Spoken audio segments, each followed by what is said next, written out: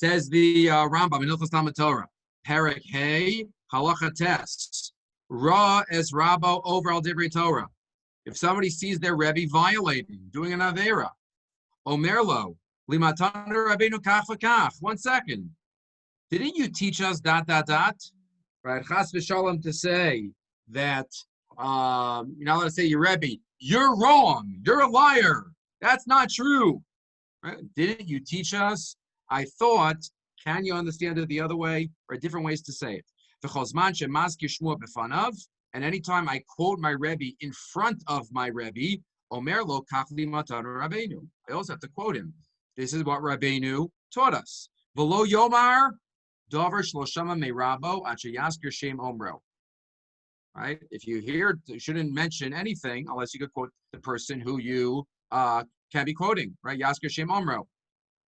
Omer davar b'shem omro. That's an interesting topic. Why does the Mishnah say that Omer davar b'shem omro may be geula la'olam? Why is that geula? Why is Omer davar b'shem omro maybe geula la'olam? Why does that bring redemption? So Rav Matisyahu Solomon has a beautiful article where he discusses. This is also a nice back pocket because you can quote this anytime. Omer davar b'shem omro. He says Omer davar b'shem omro really means someone who does not take the credit himself. Someone who recognizes that they're just the tool, the conduit for the thought. That's Omer davar b'shem omro. That's who Hashem will use to bring geula. Hashem, Rav Soloveitchik writes about this also. For some reason, Hashem always requires human input for geula. Whether it's Moshe, whether it's Esther and Mordechai, right? Whether it's the Chashmonaim, Hashem always wants that input, but he always needs there to be a recognition that he ultimately, obviously, is the Goel, and they're just a minor partner.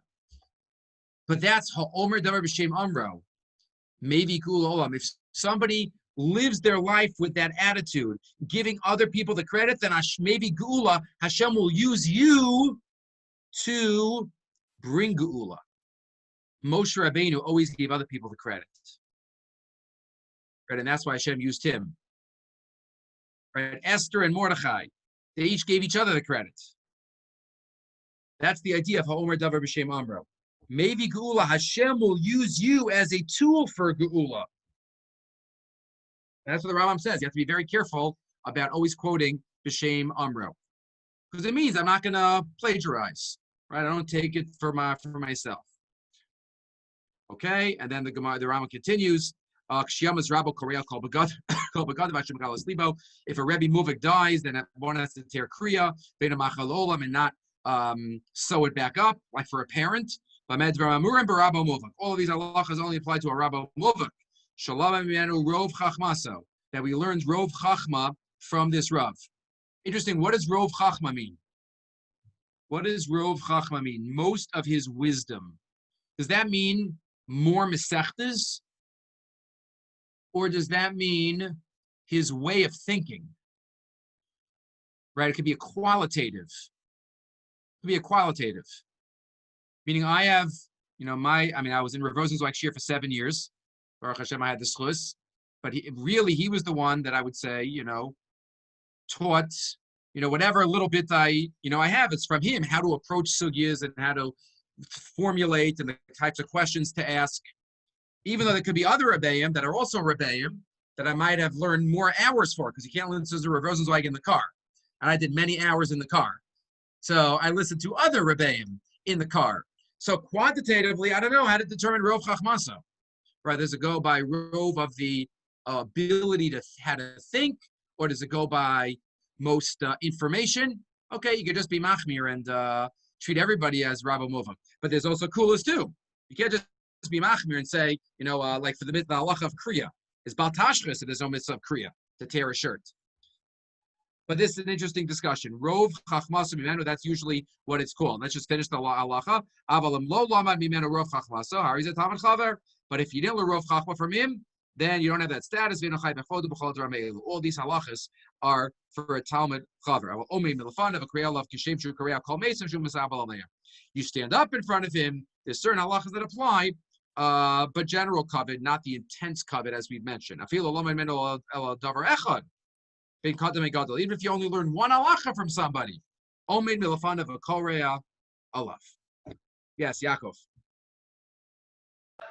Two things. One, I heard from Rabbi, which I think quoted Rav Shacher according to Soloveitchik, that nowadays a Rebbe Mufak doesn't really exist because Sfarim are Rebbe Mufak. Correct. That's the Pischei Tshuva. The Pischei Tshuva quotes that in Yeridea, that maybe the concept of Rebbe Mufak doesn't apply nowadays because we learn so much from Sfarim, right? You can't say that the Rebbe taught you. So again, that's what I'm saying. If it's about information, so then that's where that comes in. If it's about ways to think, that's a little harder to get from Sfarim. Even though you still could get it. Still could get it if you do enough of it. Yeah.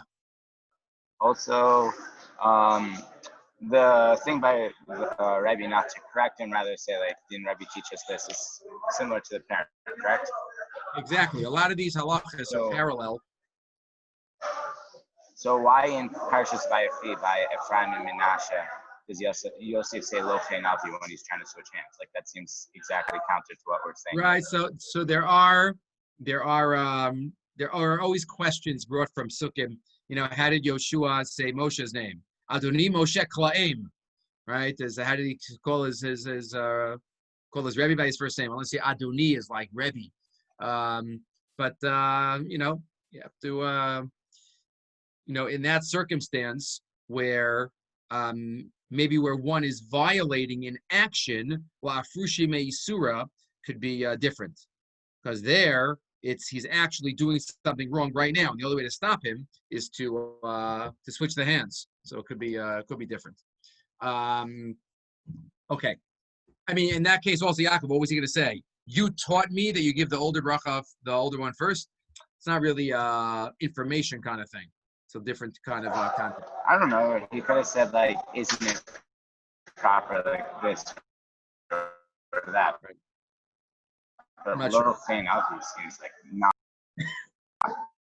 Right. Well, Avi, my father. Okay.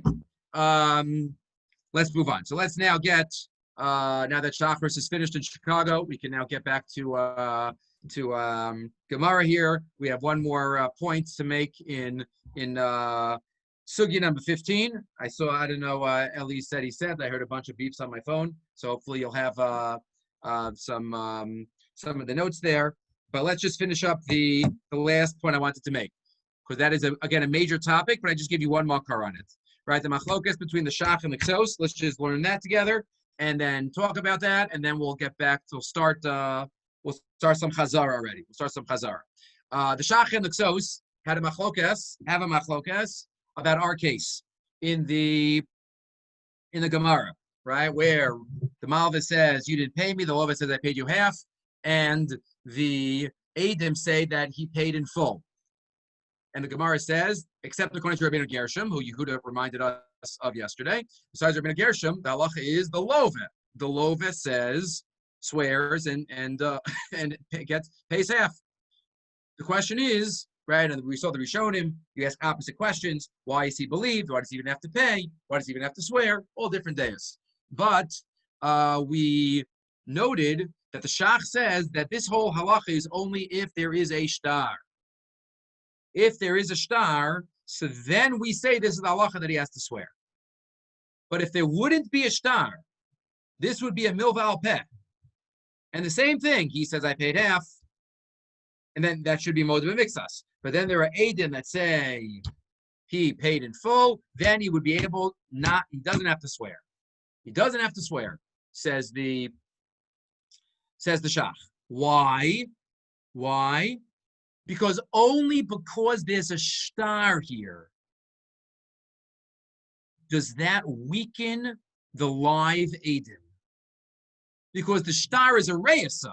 The shtar is against the live eidim. The shtar is as if the shtar is saying, I'm not paid up. Because after all, what's the malva holding on to the shtar for? That's called shtarcha biyadi my boy. Your shtar in my hand, what's it doing? So the eidim say it was paid up, but the shtar is a little bit against them. So the eidim are weakened. So the Shach says, the eidim are weakened, and he admits to himself that he still owes half. That's why he has to swear. But if there is no shtar, so then the eidim are just saying it's paid in full, then he would not have to swear, even though he only says I paid half. he would not have to swear. He would just pay half, and that would be it. That's the shach. And the kso says, I'm sorry, I don't think there's a difference. The kso says, and I'll take the question in a second, the kso says that no, bring me 1,000 chazakos against Eidim. That does not weaken the Eidim. The Eidim are strong. And even though the Eidim are strong, he still has to swear. So it doesn't matter whether there's a star there or not. It doesn't matter, he's still going to have to swear. Shtarcha biyadi my boy does not affect Eidim. Does not weaken them at all. If the Eidim say it's paid up, it's paid up. And he has to take a shvuah because he only said I paid half, so that shvuah applies even if there wouldn't be a star here. That's the machlokas between the shach and the ksos. Yes, Nathaniel. Why can't you answer any claim of shtarcha biyadi my boy very simply by saying it's a shtar amana? So you would have to, again, shtar amana means it wasn't even a loan in the first place, right? It wasn't just like Parati. Shtar amana is not a shliach claim. It's probably something that would have to be proven. So you can't just claim, that, Parati is probably more common than shtar amana. Problem is, why is he still holding the shtar? Okay, so what's this machlokas about? So maybe it's about how to understand the chazaka of shtarcha biyadi my boy. What does it mean? What does it mean when I'm holding the shtar? You say you paid, but I say, well, if you paid, then why am I still holding the shtar? That's a problem, right? It must be that you didn't pay. How do you understand the chazaka? So the simplest understanding of that principle is one word. 2 words. Umdana or birur. Meaning, if I'm holding the shtar, that's an umdana. That's a halachic assumption that you didn't pay. It makes a lot of sense. If you paid, why did you let me hold on to the shtar? That is the simple understanding of shtarcha biyadi my boy. It's a birur. The fact that he's still holding the shtar means it's not paid up.